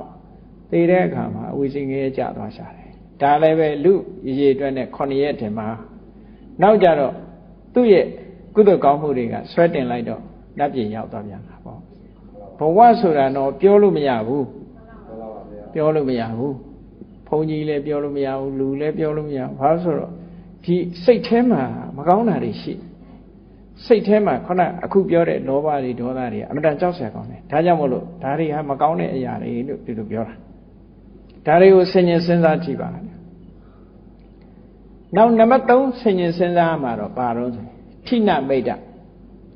ထိနမိတ်တဆိုတာအိတ်ချင်မှထိနမိတ်တမဟုတ်ဘူးကုသိုလ်ကောင်းမှုလုပ်မယ်ဆိုရင်စိတ်ကတွန့်တရားနာသွားမယ်ဆိုစိတ်ကတွန့်စိတ်မပါခြင်းတရားထုတ်ရမယ်ဆိုစိတ်ကနောက်တွန့်မပျော်ဘူးမသွက်လက်ဘူးเนาะစိတ်အားတက်ကြွမှုမရှိတာအဲ့ဒါတွေကထိနာလို့ခေါ်တယ်စိတ်အားတက်ကြွမှုမရှိဘူးစိတ်အားတက်ကြွမှုမရှိရကနေနောက်ဆုံးမှာလူကပါမပါလာတော့မိတ်တာအဲ့ဒီထိနာမိတ်တာဆိုတာကုသိုလ်တွေကိုဆုပ်ပိတ်တတ်တဲ့အရာဖြစ်တယ်ကောင်းမှုကုသိုလ်မှာမတက်ကြွဘူးသို့တော့ဒီပြင်ဝိုင်းမှာတက်ကြွတယ်သူကဒီပြင်ဝိုင်းကြရင်သူကတွက်ကြွတယ်ဘယ်သွားမယ်ဆိုရင်တက်ကြွတယ်နော်ဘာဝိုင်းဖြစ်ဖြစ်ကြံတဲ့ဝိုင်းနေမှလည်းအကုန်တက်ကြွတယ်တရားပွဲကြမတက်ကြွဘူးရိတ်တာကြမတက်ကြွဘူးကုသိုလ်လုပ်ဖို့ကြမတက်ကြွဘူးအဲ့ဒါကိုထိနာမိတ်တာလို့ပြောငါမှကုသိုလ်ကောင်းမှုနဲ့ပတ်သက်ပြီးတော့မတက်ကြွတဲ့စိတ်တွေများရှိနေသလားဆိုတာကိုဆင်ញင်စဉ်းစားပါတဲ့ဟောနောက်တစ်ခါဆင်ញင်စဉ်းစားရမှာဘာလို့ဆိုလဲလူတွေမှာတစ်ခါဟိုတွေးတီတွေးနဲ့စိတ်တွေကစုစည်းလို့မရအောင်စိတ်လေးနေတတ်တယ်ဘာလို့မှမသိအောင်စိတ်တွေလေးနေတတ်တယ်အဲ့ဒီစိတ်လေးနေတဲ့သဘောဟာကောင်းတဲ့သဘောမဟုတ်ဘူးဥဒိစ္စလို့ခေါ်တယ်အဲ့ဒါလို့စိတ်တွေလေပြီးတော့စိတ်ကိုစုဆွေးလို့မရနိုင်တဲ့အခြေအနေမျိုးငါမှရှိနေသလားကိုယ်စိတ်ဟာကောင်းတဲ့ဘက်ကိုစုစည်းလို့မရတော့အောင်လေလွင့်နေသလားဒီဘက်ဆိုစိတ်ကိုမပါဘူးစိတ်တွေကလေလွင့်နေတယ်ဒီလိုဟာမျိုးရှိနေသလားလို့ကိုယ့်ကိုစဉ်းကျင်စဉ်းစားကြည့်ပါဟောနောက်တစ်ခုကတော့ဝိသိကိစ္စဘာသာရေးကိစ္စတွေတွေးလိုက်တဲ့အခါကျတော့ဟုတ်မဟုတ်ရဲ့လားနော်ဖျားပွင့်နေဆိုတာရောဟုတ်မဟုတ်ကလားဒီဘာသာကဒီလိုဟောတယ်ဟိုဘာသာဟိုလိုဟောတယ်ဟုတ်ရောဟုတ်ကလားလို့ဒီအမှန်ကိုမတွေးနိုင်တဲ့လက်မခံနိုင်တဲ့တန်လျာကြီးတွေလွှမ်းမိုးနေတဲ့ပုဂ္ဂိုလ်တရားဟာထိုတန်လျာနဲ့ပဲသူကဘာတစ်ခုမှမလုပ်ဖြစ်တော့ဖြေမထုံးနိုင်ဘူးဖြစ်သွားတယ်အဲ့ဒါဟာလည်းပဲအဟန္တာအနှောက်အယှက်ကြီးဖြစ်တော့ငါမှဘာသာရေးကိစ္စနဲ့ပတ်သက်ပြီးများတန်လျာရှိသလားကိုယ့်ကိုကံတရားဆိုတာရောတန်လျာရှိသလားကုသိုလ်ကံကကောင်းကျိုးပေးတယ်ဆိုတာနဲ့ပတ်သက်ရောတန်လျာရှိသလားတို့ကျင့်နေကြတဲ့၅ပါးသီလတို့တရဏဂုံတို့ဆိုတာရောတကယ်ကျင့်တဲ့အတိုင်းအကျိုးဖြစ်ထွန်းတယ်ဆိုတာဟုတ်ကလားဟောတန်တရားတွေဖြစ်လာနိုင်တယ်ပေါ့အဲ့ဒီတန်တရားမျိုးတွေငါမှရှိနေသလားလို့ဆင်ញင်စဉ်းစားပေးရမယ်တဲ့ဒါဆင်ញင်တဲ့အပိုင်းတွေကိုပြောတာနောက်မှလှုပ်ဆောင်ရမယ့်အပိုင်းကိုဆက်ပြီးတော့မြတ်စွာဘုရားဟောနောက်တစ်ခုဆင်ញင်စဉ်းစားပေးရမှာဘာလို့ဆိုဖြစ်ကနေရှိငါစိတ်တူတတ်သလားတချို့ကလည်းစိတ်တူတတ်တယ်စိတ်တူတာကိုဂုံယူသေးတာတချို့ကနော်ငါစိတ်လာမစမ်းနဲ့ငါစိတ်တူတယ်ဆိုတော့တစ်ဖက်သားကသူချင်းချောက်တယ်အမြဲတမ်းနော်တချို့ကယောဂနဲ့ပူးတွဲပြီးတော့ချင်းချောက်သေးတယ်နှလုံးယောဂရှိတယ်နော်စိတ်တူလို့မရဘူးတွေးလို့ရှိတယ်ဆိုပြီးတော့သူစိတ်မတူအောင်ဘေးကလူကချော့အောင်လို့အဲ့တော့စိတ်တူတယ်ဆိုတာလူတွေမှာခုနဗျာပါဒနဲ့ဒီဟာနဲ့မတူဗျာပါဏဆိုမုန်းတဲ့အမုန်းတရားတွေစိတ်ထဲမှာအလိုမကျဖြစ်တယ်ဒါမှမဟုတ်ထစ်ကနေရှိဆိုရိုက်လိုက်မယ်ထစ်ကနေရှိဆိုနှက်လိုက်မယ်ဆဲလိုက်မယ်ရေးလိုက်ဆိုအရာရာမှာစိတ်တူတယ်အိမ်ကအလုံးသမားတွေပေါ်မှာစိတ်တူတယ်အိမ်မှာခိုင်းတဲ့ပုဂ္ဂိုလ်တွေပေါ်မှာစိတ်တူတယ်တခါဘယ်သူမှစိတ်မတူရကိုယ့်ကိုယ်စိတ်တူတယ် နော်တခါတည်းလမ်းရှိနေတဲ့ပကံတော်မှာစိတ်တူပြီးကံပြစ်တတ်တယ်စိတ်တူတဲ့လူကအကုန်စိတ်တူတယ်ဘုန်းကြီးတို့ရမှာစိတ်တူတဲ့လူကြီးတယောက်ရှိတယ်သူစိတ်တူပုံကသူကမန္တဆင်ဖို့ရရှင်းတော့လဲဝါလို့ခေါ်တယ်ပေါ့ပန်းနေလှီးပြီးတော့နေတဲ့အချိန်လေကတိုက်လာတဲ့အခါကျတော့သူဖိထားတဲ့စက်ကူတွေလွင့်ခုံအဲ့ဒါစိတ်တူလိုက်ပုံကတော့ဒီလေဟာဆိုပြီးတော့နာရှိတဲ့ဓာတ်နဲ့လိုက်ရမ်းတယ်လေကိုသူစိတ်တူပုံကအဲ့ဒါလေတောင်ဓာတ်နဲ့ထခုတ်နောက်တခါကြီးတယောက်စိတ်တူပုံကတော့ဘုန်းကြီးတို့ရကမန္တလေးကနေဆိုလို့ရှိရင်မြစ်ကြောင်းကနေဆန်တက်ရတယ်ဧရာဝတီမြစ်ကမ်းပေါ့မန္တလေးနဲ့ဆိုရင်ဝေးတာတော့မဟုတ်ဘူးမိုင်90လောက်ပဲရှိတယ်သို့တော်မြစ်ဆိုတာတပ္ပနတိဝင်ကားနတိဆိုတဲ့အတိုင်းမြစ်ဆိုတာအကောက်အကွေ့အမြဲတမ်းများတာဟုတ်အဲ့တော့ကွေ့ကောက်သွားတယ်ရေကလည်းစီးတဲ့အခါဆန်တက်ရတယ်ဆိုတာအမြဲတမ်းဒုက္ခရောက်တယ်တခါတခါကမ်းမပေါ်တက်ပြီးတော့လှေကိုကျိုးနဲ့ချီပြီးတော့လူကနေပြီးတော့နွားယုံတယ်လို့ယုံရတာလှေကိုဆန်တက်ရတာတက်နေကြီးပဲမလှော်နိုင်တော့လေလေးကလာပါစေလို့ဆူတောင်းတယ်လေကမလာဘူးရွက်တိုင်ကလေးနဲ့ဆိုရင်တော့အသာလေးလေအားနဲ့ဆန်တက်လို့လွယ်တာပေါ့အဲ့ဒါလို့လေကိုမျောနေလိုက်တာလာရင်နဲ့တဏီကုံဆန်တက်လာတယ်နောက်ဆုံးကြတော့ရွာနာလေရောက်ရောလေကဖြူဖြူနဲ့တိုက်လာတဲ့အခါလေကိုဒေါသထွက်လို့တဲ့အဲ့ဒီမှာရွက်တိုင်ကြီးဖွင့်ပြီးတော့ရွာကြော်ပြီးတော့ဆန်တက်သွားရွာကြော်ရွက်တိုင်ဆိုတာအဲ့ဒီရွာရောက်နေပြီပဲမစင်းသေးဘူးကဲခုမှတိုက်ရမလားတိုက်ဆန်းဟာဆိုပြီးတော့အထက်ထီအောင်ဆန်တက်သွားဖြစ်ရပါဘာဒါကတကယ် true story တွေတကယ်ဖြစ်ခဲ့တာတဲ့အဲ့တော့လူကနေပူရမလားခလုတ်တိုက်ရမလားဆိုပြီးတော့ဒေါသကြီးတဲ့လူတွေတွေ့ဘူးတယ်နော်ဒေါသကြီးတဲ့လူတွေတွေ့ဘူးတယ်အဲ့ဒီလိုဒေါသကြီးတာငါမှရှိနေသလားအကြောင်းမဲ့တွေစိတ်တူပြီးတော့နေတာမျိုးငါမှရှိသလားကိုယ့်ကိုဆင်ញင်စဉ်းစားကြည့်ပါတဲ့နောက်တစ်ခုကတော့ဘာလို့ဆိုတန်ကိလေသာစိတ်တာစိတ်ကိုပူပန်ပြီးတော့ကိုယ်စိတ်ထဲမှာကိုယ့်ကိုညှင်းဆဲနေတာဘာချောင်းမှလည်းမသိဘူးစိတ်တွေညစ်ပြီးတော့စိတ်ထဲမှာအများအားပူတတ်တယ်အဲ့ဒီပူတတ်တဲ့စိတ်တွေငါတဏ္ဍာမှာပူပန်မှုတွေရှိသလားဒါလည်းဆင်ញင်စဉ်းစားကြည့်ပါတချို့ကဘာလို့မဟုတ်6တိုက်ပူနေတာတွေးပြီးတော့နော်6တိုက်ပူနေတာပဲဟိုတွေးဒီတွေးနဲ့ပူနေတဲ့လူကတော့ပူတာပဲမပူနဲ့လို့ပြောလို့မရဘူးရွာကဒကမာကြီးတယောက်ဆိုလို့ရှိရင်အဲ့လိုပဲသားသမီးတွေပြန်မလာသေးအိမ်မောက်ကနေမျောပူနေတာမရောက်မချင်းပူနေတာရောက်ပြန်တော့တစ်မျိုးပြောင်းပူပြန်တယ်သူကမရောက်သေးရင်တော့လူမမြင်ရသေးတော့တစ်မျိုးပူတယ်လူမြင်ပြီးတဲ့အခါကျတစ်မျိုးပူပြန်အဲ့တော့အပူကရမှမရတာဟိုလိုပြောင်းပူဒီလိုပြောင်းပူနဲ့အဲ့ဒါလိုနေတဲ့အပူမျိုးတွေကိုမှရှိသလားဆင်ញင်စဉ်းစားကြည့်ဟောနောက်တစ်ခါကျတော့ကိုရောစိတ်ရောမငြိမ်းချမ်းတဲ့သဘောတွေလူတွေမှာပူပန်မှုကိုအကြောင်းပြုပြီးတော့စိတ်တွေမငြိမ်းမချမ်းဖြစ်နေဘာကြောင့်ရလို့မသိဘူးတချို့လူတွေစိတ်ညစ်တတ်တဲ့လူကစိတ်ရဘယ်တော့မှမငြိမ်းချမ်းဘူးနော်အဲ့ဒါလို့မငြိမ်းချမ်းတဲ့အနေအထားမျိုးငါမှရှိနေသလားစိတ်ဟာအေးချမ်းပြီးတော့ပျော်ရွှင်မှုရှိရလား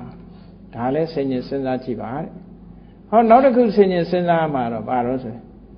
ကုသိုလ်ကောင်းမှုနဲ့ပတ်သက်လာလို့ရှိရင်ငါလောက်ရမှာပြင်းသလားတွန့်ဆုတ်သလားကြိုးစားအထောက်မှုရှိသလားကိုယ့်ကိုတတိရလိုက်တယ်ဩဘုရားကတန်ရှင်းရမယ်နေပါစေဦးလေးစောပါသေးတယ်အဲ့ဒါပြင်းတာနော်စောသေးတယ်အချိန်မကြာသေးဘူးမဲဒီလိုအိယာထားတော့မယ်လို့ဆိုရင်နိုးလာတယ်စောပါသေးတယ်လေဒါနဲ့မိုးလင်းသွားတော့အဲ့ဒါလို့စောရင်လည်းစောသေးတယ်မိုးအေးလို့ရှိရင်လည်းအေးနေသေးလို့ပူလို့ရှိရင်လည်းပူလို့အဲ့ဒါလို့တစ်ခုခုကိုအကြောင်းပြုပြီးတော့ဖင်နွဲတာမှန်သမျှပြင်းတယ်လို့ခေါ်တယ်လောက်ရမယ့်ကိစ္စတစ်ခုကလောက်ရမယ့်ဟာတစ်ခုကိုအချိန်ဆွဲတာအဲ့ဒီအချိန်ဆွဲတာလူတွေတင်ဆွဲတာမဟုတ်ဘူးတခါကြီးတယောက်ပြောဘူးတယ်တစ်လုပ်ငန်းမှာလှုပ်တော့ဆင်ကြီးတဲ့ကောင်ရှိတယ်အဲ့ဆင်ကြီးကမတန်မှပြင်းတဲ့ကောင်အလုံးစင်းခေါင်းလောင်းတီးပြီဆိုရင်ဟိုသွားဒီသွားနဲ့အတော်နဲ့ဟေးလာဟေးဆိုတာဟောင်းလို့မရဘူးအဲ့ဒီခေါင်း အဲ့တော့နိုင်ဝက်တနာရီလောက်ကတော့သူကချိန်ဖြုံးပစ်တာဟိုလိုဒီလိုလုံတာသူခေါ်လို့တော့လည်းမရအလုတ်သိန်းခေါင်းလောက်ထိုးတာနဲ့တပြိုင်နဲ့သူကလက်ထဲနှာမောင်းထဲရှိတဲ့တစ်တုံပစ်ချပြီးသွားတော့တာပဲခိုင်းလို့မရတယ်အဲ့သူကအဲ့ဒီဆင်ကြီးကအလုတ်ဝင်ကြရင်ဘယ်တော့မဆိုအဲ့ဒါနိုင်ဝက်တနာရီနောက်ကြတာအလုတ်သိန်းကြရင်သူပထမဆုံးပြီးတယ်အဲ့ဒါပြင်းတဲ့ရဲ့လက္ခဏာတွေပဲ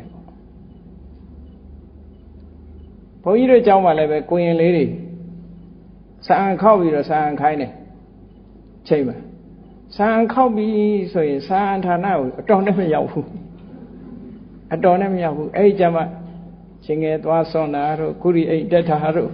ဟိုလိုဒီလိုတွေလုံနေကြတာနော်အနည်းဆုံး10မိနစ်15မိနစ်ဆိုတော့နောက်ကျသွားစာအံသိန်းတို့တန်ခောက်လိုက်တာနဲ့တပြိုင်နက်ဒေါင်းဆိုဆင်းသွားကြအိုးပြင်းတဲ့သဘောဟာအဲ့တိုင်ပဲမှန်နော်လူတွေရဲ့ပြင်းတဲ့သဘောရုံးသမားတွေတော့ကိုမသိလို့ဒီလိုပဲလားမသိဘူးရုံးချိန်မှာစောရောက်တာလားတော့မဟုတ်ရုံးချိန်စောဆင်းတာလားတော့မသိဘူးအဲ့ဒါကုသီတလို့ခေါ်တယ်ပြင်းတာတဲ့အဲ့ဒါတွေကအဲ့ဒီလိုပြင်းရင်မှုတွေငါမှရှိနေသလားတခုခုကိုအကြောင်းပြုပြီးတော့ဖြစ်နွယ်လေးကန်နေတာမျိုးဒီလေးလုံနေတာတွေရှိသလားပေါ့ကိုယ့်ကိုယ်ဆင်ခြင်သုံးသပ်ရမယ်တဲ့ဟောနောက်တစ်ခုကဘာတော့ဆိုရင်အတ္တမဟိတနဲ့တမဟိတစိတ်လေးကတည်ငြိမ်မှုမရှိဘူးခဏကဥဒိစ္စစိတ်လေးနေတာပြန့်တယ်အခုကစိတ်ကဘလို့မှတည်အောင်လုပ်လို့မရစိတ်ကိုအာယုတစ်ခုထဲမှာထားဖို့မကြိုးစားလို့မရအဲ့ဒီလိုစိတ်ဟာတမာတိကင်းမဲ့နေတဲ့စိတ်လားသို့မဟုတ်တမာတိရှိတဲ့စိတ်လားလို့ဆင်ញင်ပေးပါလို့မြတ်စွာဘုရားဟာဒီအချက်30နဲ့ဒါတွေဟာအရေးကြီးတဲ့အချက်တွေမို့ကိုယ့်ကိုပြုပြင်မှုအတွက်ဆင်ញင်စဉ်းစားခိုင်းတာကဲဆင်ញင်လိုက်ပြီဆိုလိုက်တာနဲ့တပြိုင်နက် contemplation လုပ်လိုက်တယ် contemplation လုပ်လိုက်လို့ရှိရင်အဖြေဆိုတာပေါ်လာတာပဲလေရှိသလားမရှိဘူးလားစဉ်းစားလိုက်ရင်မရှိရင်မရှိဘူးရှိတယ်အဲလူတွေလည်းဆင်ញင်ပါတယ်မိဖို့ကြောင့်ထဲမှာဆန်းရှိသေးလားဟုတ်လားစီးရှိသေးလားဟုတ်မကြည့်ရင်သိမှမသိပဲနဲ့ဒါလည်းအဲ့ဒါလိုပဲကိုယ်စိတ်ထဲမှာဓာရီရှိသလားမရှိဘူးလားဒီနှစ်ခုဆင်ញင်သုံးသပ်လိုက်တဲ့အခါကျတော့အဖြေတစ်ခုထွက်လာကဲရှိတယ်ဆိုတဲ့အဖြေထွက်လာမလုပ်နဲ့မကောင်းတာတွေခုနလောဘတွေဖြစ်တယ်ဒေါသတွေရှိနေတယ်မကောင်းတဲ့အနေအထားတွေကိုယ်စိတ်ထဲမှာအကုန်ရှိနေတယ်ဆိုရင်ဘာလုပ်မလဲဆိုတော့မြတ်စွာဘုရားတတိတံပစညဒါတွေကိုအာယုံမပြတ်ထားပြီးတော့ဆင်ញင်တုံတရားနဲ့မပြောက်အောင်ကြိုးစားပြီးတော့ဖြောက်ပါတဲ့ဒီလိုဆိုလို့တယ်လောဘရှိနေရင်လည်းကြိုးစားပြီးတော့ဖြောက်ပါမကြေမနတ်ဓာတ်တွေရှိနေလည်းကြိုးစားပြီးတော့ဖြောက်ပါစိတ်ကောင်းတဲ့ဘက်တွန့်ဆုံနေရင်လည်းကြိုးစားပြီးတော့ဖြောက်ပါနော်စိတ်တွေလေလွင့်နေတယ်ဆိုရင်လည်းကြိုးစားပြီးတော့ဖြောက်ပါတန်တရားတွေရှိနေတယ်ဆိုရင်လည်းကြိုးစားပြီးတော့ဖြောက်ပါတဲ့ဒီလိုစိတ်တူတတ်လို့ရှိရင်လည်းမတူအောင်ကြိုးစားပြီးတော့ဖြောက်ပါခန္ဓာကိုယ်ထဲမှာဒီစိတ်ထဲမှာအမြဲတမ်းပူတတ်တယ်ဆိုလို့ရှိရင်လည်းမပူတတ်အောင်ကြိုးစားပါနောက်တစ်ခါစိတ်ထဲမှာငြိမ်းချမ်းမှုမရှိဘူးဆိုရင်လည်းမဖြစ်အောင်ကြိုးစားပါပြင်းတတ်တယ်ဆိုလို့ရှိရင်လည်းမပြင်းအောင်ပြင်းမှုကိုကြိုးစားပြီးတော့ဖြောက်ပါစိတ်မတည်ငြိမ်ဘူးတမာတိကင်းမဲ့နေတယ်ဆိုရင်လည်းတမာတိကင်းမဲ့မှုမရှိအောင်ကြိုးစားပြီးတော့ဖြောက်ပါဘယ်လောက်ထိအောင်ကြိုးစားရမလို့ဆိုတော့မြတ်စွာဘုရားဥပမာပေးထားတာ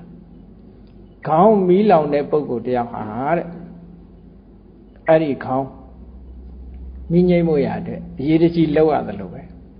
ကိုဝတ်ထားတဲ့အဝတ်တစ်ခုကိုမီးလောင်လို့ရှိရင်အဲ့ဒါတဲ့အရေးကြီးတာဒီအဝတ်မီးလောင်နေတဲ့အဝတ်ကိုငြိမ်းအောင်လုပ်ဖို့အရေးကြီးတယ်လို့နော်အရေးတကြီးလုပ်ပါလို့ဒီလိုပြောတာအရေးတကြီးမလုပ်ရင်လူလောင်တော့မှာပေါ့အေးဒါကြောင့်မလို့ဒီအကုသိုလ်တရားတွေမကြီးထွားခင်ကိုယ်တဏ္ဍာကပျောက်သွားအောင်မကောင်းတဲ့အခြေအနေဆိုးတွေကိုဖယ်ရှားပစ်ဖို့ကြိုးစားအားထုတ်ပါလို့ကြိုးစားအားထုတ်ပါလို့ပြောတာဘာနဲ့ကြိုးစားရမှာလဲဆိုတဲ့ဒီသုတ္တံမှာမြတ်စွာဘုရားဟောမပေးဘူးနော်ဘာနဲ့ကြိုးစားရမှာတော့ဆိုရင်မြတ်စွာဘုရားရဲ့အဖြေတွေအားလုံးဟာမဂ္ဂင်၈ပါးနဲ့ကြိုးစားမှာကြီးပဲကောတတိတံပစညာနဲ့ကြိုးစားတယ်တတိထားထယုံနဲ့ပဲတော်တော်လေးရော့ပါသွားနိုင်တယ်ပေါ့အပြစ်တွေကိုဆင်ញင်ရမယ်အကျိုးကိုဆင်ញင်ရမယ်ဒ တစုံတစ်ခုကိုကိုယ်တဏ္ဍာမှာမကောင်းတဲ့အရာတစ်ခုဖျောက်ချင်ပြီဆိုရင်သူ့ရဲ့အပြစ်ကိုဆင်ញင်ရှိခြင်းရဲ့အပြစ်ကိုဆင်ញင်မရှိခြင်းရဲ့အကျိုးကိုစဉ်းစားဒီနှစ်ခုနဲ့ဖျောက်လို့ရတယ်နော်ဒါဖျောက်တဲ့နည်းတစ်ခုပဲဒေါသကြီးနေဒေါသရဲ့အပြစ်တွေကိုဆင်ញင်စဉ်းစားကြည့်ဒေါသရဲ့အပြစ်တွေကိုဆင်ញင်စဉ်းစားပြီးတစ်ဖက်ကမေတ္တာတက်ဝင်ချစ်ခင်ခြင်းရဲ့အကျိုးကျေးဇူးတွေကိုဆင်ញင်စဉ်းစားအကျိုးနဲ့အပြစ်အဆိုးနဲ့အကျိုးဒီနှစ်ခုကိုဆင်ញင်စဉ်းစားကြည့်လိုက်တာနဲ့တပြိုင်နက်ပျောက်သွားမှာကိုယ့်အကိုလှုပ်ကြည့်နော်အပြစ်ကိုနာနာဆင်ញင်ပေးလို့ရှိရင်အပြစ်ဆိုတာလူတွေကမလိုချင်ဘူးလေမကောင်းတဲ့ဘက်ကအမြဲတမ်းကြည့်ပေးတဲ့အခါကျမကောင်းတာတွေမဖြစ်ရအောင်ဒါဖြင့်ကောင်းတာကိုရွေးတတ်အောင်ကောင်းတဲ့ဘက်ကိုပါဆင်ញင်ပေးရတယ်ဒီနှစ်ခုဆင်ញင်ပေးတာအဲ့ဒါကိုစာပေလို့ပြောလို့ရှိရင်သူကအာဒီနဝဓာတဝီအပြစ်ကိုရှုတာအာနိတန္တဓာတဝီအကျိုးကျေးဇူးကိုမြင်တာသူ့ရဲ့အပြစ်ဒေါသကိုဖျောက်မယ်ဆိုရင်ဒေါသရဲ့အပြစ်ကိုဆင်ញင်ဒေါသကင်းပြီးတော့မေတ္တာသက်ဝင်ခြင်းရဲ့အကျိုးကျေးဇူးကိုဆင်ញင်ဒီတစ်ခုဆင်ញင်ပေးခြင်းအပြင်ဒေါသလျော့ပါသွားမယ်ဒီလိုဆိုလိုတာနော်စိတ်ရဲ့ထွက်ပေါက်များဆိုတဲ့အဲမှာလည်းပဲစိတ်တွေထွက်ပေါက်တွေကိုမြတ်စွာဘုရားဟောထားတာရှိတယ်ပေါ့ဘုန်းကြီးတို့ရင်တော့စိတ်ထွက်ပေါက်များဆိုပြီးဟောပေးထားရှိတယ်မြတ်စွာဘုရားဟောတဲ့တရားတွေပဲနည်းတွေပဲနော်အဲ့ဒါတွေနဲ့ဆက်ဆက်ပြီးတော့မကောင်းတဲ့စိတ်တွေကလွတ်မြောက်အောင်ကြိုးစားအထောက်ကြရမှာပေါ့အဲ့ဒီမှာမြတ်စွာဘုရားဟောတဲ့စကားလုံးနဲ့ဆိုရင်တေတံယေဝပါပကနာအကုသလနာဓမ္မနာပဟာနာယအဲ့ဒီမကောင်းတဲ့အခြေအနေဆိုးတွေအကုသိုလ်တရားတွေကိုဖယ်ရှားဖို့ရအတွက်ကြိုးစားပါတဲ့လုံလဝိရိယလောက်ပါအထောက်ပါအမြဲတမ်းလောက်ပါနောက်မဆုတ်ပါနဲ့ရှော့မပေးပါနဲ့ဒီလိုဆိုလို့တယ်နော်မအောင်မြင်လည်းပဲအောင်မြင်သည်ထိအောင်ကြိုးစားပါတဲ့အပတိဝါနီဆိုတဲ့စကားလုံးလေးကိုမြတ်စွာဘုရားသုံးတယ်ဘယ်တော့မှနောက်မဆုတ်နဲ့မရမချင်းကြိုးစားလို့ဒီလိုပြောတာနော်အဲ့ဒါလို့ကြိုးစားအထောက်ခြင်းဖြင့်ဒီဟာတွေမကောင်းတဲ့အခြေအနေတွေအကုန်လုံးဖယ်ရှားပစ်ပြီးတော့ဖယ်ရှားနိုင်ပြီးသားဖြစ်ပါလိမ့်မယ်တဲ့ကဲဒါဖြင့်အဖြေကလောဘမရှိဘူးအကောင်းထွက်လာတယ်ဆိုတာတော့အကောင်းထွက်လာပြီအဖြေကအကောင်းတွေရလာတယ်နော်အကောင်းထွက်လာပြီဆိုရင်တော့ဘာလုပ်မလဲဆိုရင်အဲ့ဒီကောင်းတဲ့အခြေအနေပေါ်မှာယက်တည်ပါတဲ့တေတုယေဝဓမ္မေတုပဋိဋ္ဌာယအဲ့ဒီပေါ်မှာပဲယက်တည်ထားပြီးတော့ဥတ္တရိအာသဝနံခယာယယောဂောကရဏီယောတဲ့ဆက်ပြီးတော့မကောင်းတာတွေလုံးဝပျောက်သွားသည့်ထိအောင်ဆက်ကြိုးစားပေးပါဒါမြတ်စွာဘုရားဟောတဲ့တရားပဲပေါ့အဲ့တော့လုံးဝကုံဆုံးသွားသည့်ထိအောင်ကြိုးစားပါဒီအကောင်းလေးနဲ့ရမနေပါနဲ့ဒီအကောင်းပေါ်မှာအခြေစိုက်လိုက်ပါအခြေစိုက်ပြီးတဲ့အခါမှာကိုယ်တဏ္ဍာမှာရှိတဲ့အာတဝတရားတွေလုံးဝကင်းသွားသည့်ထိအောင်ဆိုလိုတာကယဟန္တာဖြစ်သည့်ထိအောင်အရတ္တဘက်အရတ္တဖို့ရသည့်ထိအောင်ဆက်ပြီးတော့ကြိုးစားပါဒီအခြေအနေကောင်းတွေပေါ်မှာယက်တည်ပြီးတော့ကြံ့ကြံ့ခံယက်တည်ပြီးတော့ရှစ်ဆက်လောက်ပါလို့ဒီလိုမြတ်စွာဘုရားဟောတာအဲ့တော့မြတ်စွာဘုရားရဲ့ဒီဩဝါဒတော်ကတော့ကောင်းတာလုပ်တယ်ဆိုရင်လည်းပဲလမ်းခုလက်မှာရပ်မထားနဲ့တို့မှပဲသောတာပန်ဖြစ်သွားရင်လည်းသောတာပန်နဲ့တည်းမရပ်နေနဲ့တဂရဂံဖြစ်အောင်လုပ်တဂရဂံဖြစ်ပြီးရင်လည်းမရပ်နဲ့အောင်အနာဂံဖြစ်အောင်လုပ်အနာဂံဖြစ်ပြီးရင်လည်းမရပ်နဲ့အောင်ယဟန္တာဖြစ်အောင်လုပ်ယဟန္တာဖြစ်ပြီးဆိုတော့မှလှုပ်เสียမရှိတော့ဘူးအဲ့ဒီထိအောင်သွားလို့ဆိုလို့တယ်ပေါ့ဘယ်ရာပဲဖြစ်ဖြစ်မြတ်စွာဘုရားအားလုံးဟာပြည့်ပြည့်စုံအောင်လုပ်ဖို့အမြဲတမ်းညွှန်ကြားလေးရှိတယ်ပေါ့ဒါကြောင့်မို့တရားချစ်ခင်သူတော်စင်ပြိဿအပေါင်းတို့ဘုရားမြတ်စွာဟောကြားတော်မူခဲ့တဲ့သာစိတ်တတုတ်လာကျင့်စဉ်အတိုင်းနော်နေ့တိုင်းဆင်ញင်ကိုယ်စိတ်ကိုပြင်ဖို့ဒါဟာအရေးကြီးတဲ့ကျင့်စဉ်တစ်ခုဖြစ်တယ်ဆိုတာကိုယ်စီသဘောကျပြီးဘုရားမြတ်စွာရဲ့အဆုံးအမအတိုင်းလိုက်နာကျင့်သုံးနိုင်ကြပါစေကုန်သတည်း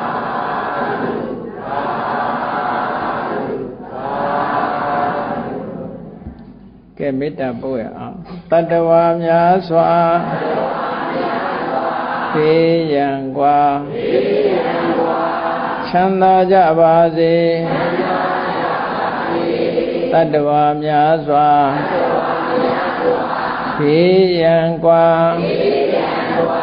ချမ်းသာကြပါစေမေတ္တာရေချမ်း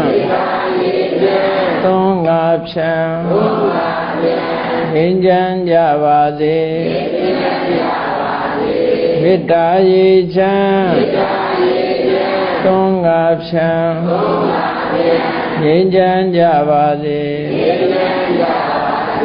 သက်ရှိချမ်းသာစိတ်ချမ်းသာလူရဆန္ဒပြည့်ပါစေသက်ရှိချမ်းသာစိတ်ချမ်းသာလူရဆန္ဒပြည့်ပါစေဘုံလန္တာဒုက္ခပင်ကစားမေတ္တာပုံနေတုသင်္ကမမနောတရတိတဝေတံဘဝယန္တုဒုက္ခန္တကာမေတ္တာပုံနေတုသင်္ကမစုပေါင်းပုတ်အပ်မေတ္တာဓာတ်ဟုရောင်မြူပါဝင်ငွေလာမင်းနှင့်ရောင်ခြင်းရှက်ယုံပေါင်းဆောင်ရအခြင်းကြောင့်